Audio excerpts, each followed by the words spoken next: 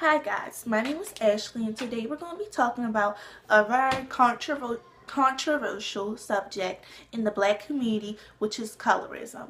Now, for those of you who don't know, colorism is prejudice within a racial group, usually against people based on their skin color. So basically, colorism is discriminating on someone in your own race because of the color of their skin. So basically, colorism comes from my understanding, how I perceive it. Colorism started in the black community from slavery, basically. So in slavery, like we all know the stories. If you were lighter, you were a house, a house nigga, and you were in like the house, you were closer to the master. And if you were darker, you were in the fields, you were picking cotton. Is the most general perception of where this came from. Now, colorism is very detrimental to the black community. Colorism is one of them topics that colorism is one of those topics that get talked about but are often overlooked. Colorism is very, very high in the black community, very. And most of the time, people do it without even knowing they're doing it. And basically, in this video, I want to make you aware of colorism. I want to make you aware of how it makes people feel, how it's detrimental, and I want to make you aware of ways to stop doing it. You need to stop, okay? So basically, hold up. I got my little notebook with me so I can stay on task. Okay. Examples of colorism. So you can better get a perception of it. And some examples of colorism is, for example,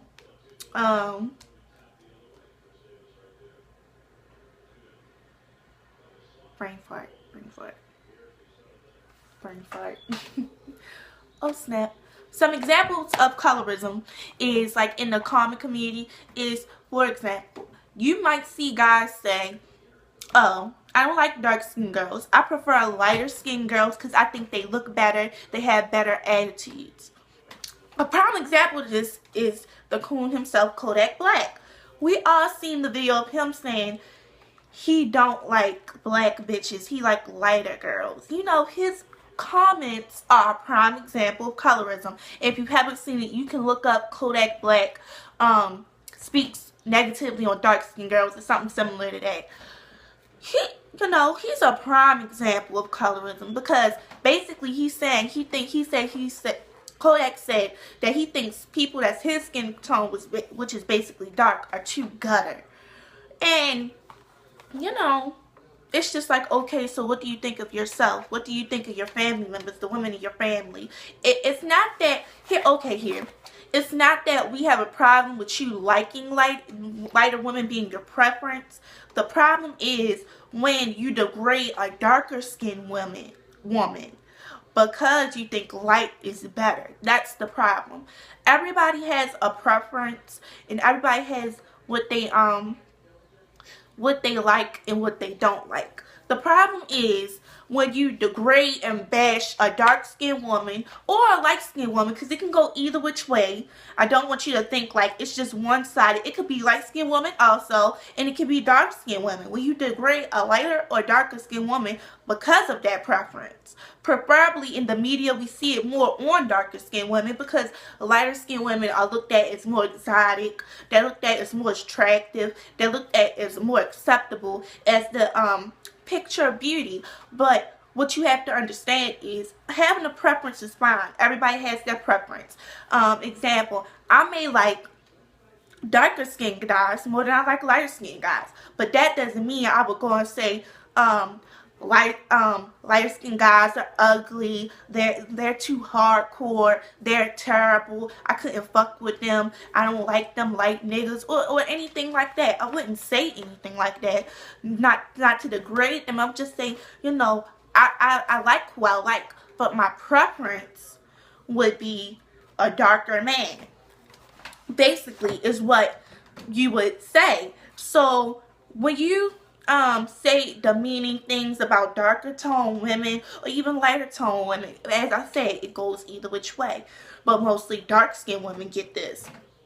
You do not you do not need to say those things. You need to watch what you say, basically. And this goes for whoever does this, because I'm not gonna go into who whether it's women or men, because it's both in the black community. But that is something very wrong, and it's detrimental to everybody, because it's like, if you're disrespecting a darker toned woman because you think she's ugly, and your mother is dark skinned, then what do you think about your mother? And then you mostly see it from guys who are my skin tone and darker, saying that they don't like dark skinned girls are ugly, saying degrading things about us, but we have the exact same skin tone. So you think to yourself, well, what do they think about them? What does that show about them? What does that show about how they feel about their skin tone, and about how they look and how they perceive themselves? Because this basically saying you don't love yourself. That's basically how it comes off as. And you know, that's what we don't want. We want to stop that. We want to avoid that. We want you to know that that mentality is slave mentality. It's detrimental to the people around you. Little girls grow up. Okay, your little girl grows up. Let her be a dark-skinned little girl, you know, and she sees that her father or her mother is saying things that are bad about dark-skinned women, but she's dark-skinned. She looks like, well, am I not good enough? Am I not great enough? And I had a friend who said to me one time, when I get older, I want to bleach my skin because I think I look prettier light skinned. And that type of stuff hurts, because you think to yourself, you always hear people say stuff like, you're too black, you're ugly, you're an ugly dark-skinned girl, dark-skinned girls aren't pretty. And then you hear stuff from dark-skinned girls like, I want to bleach my skin, I want to make myself look lighter because then I'll be more attractive, which is not true.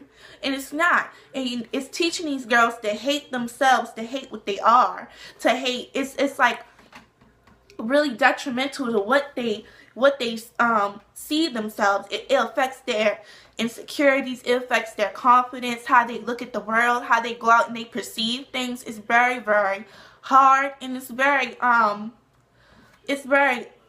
heartbreaking, and it hurts when you have people in the black community, your own people, your own brothers and sisters, sit there and degrade you because of the color of your skin.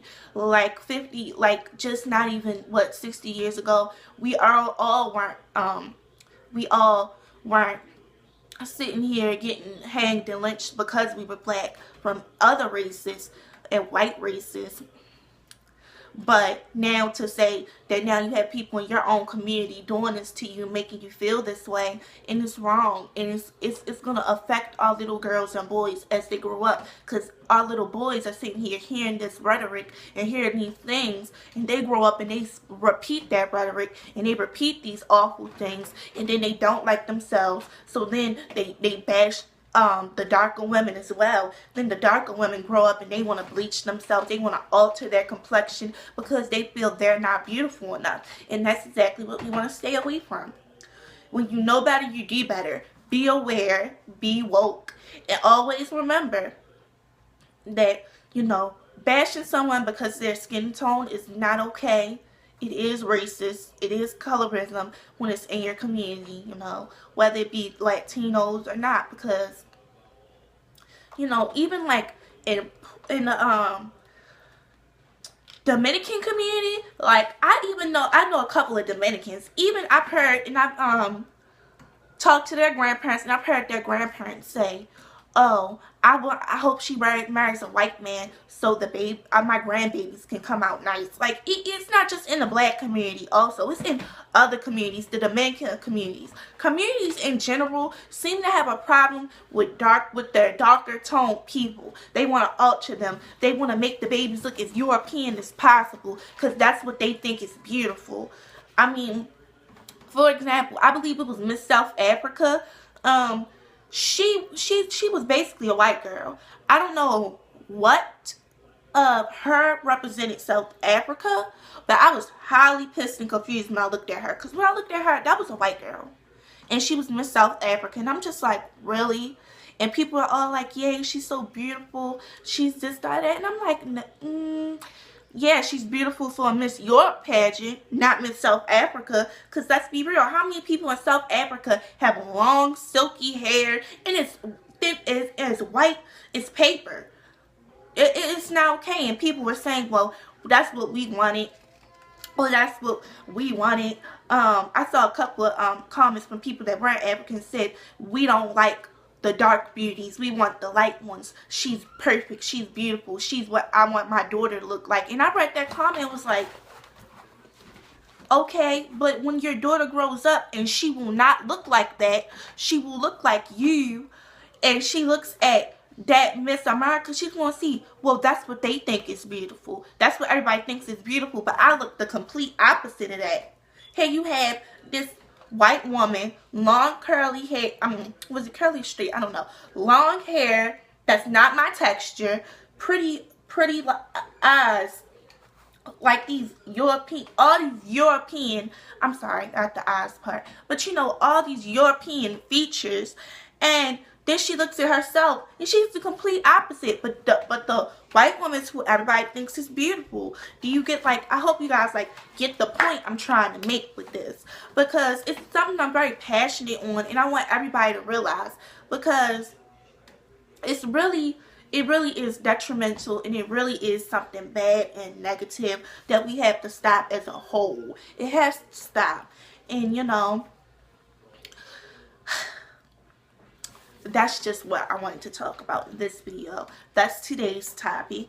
And you know, I hope everybody enjoyed. I hope you got a better understanding of how colorism works, how you could be doing it without even knowing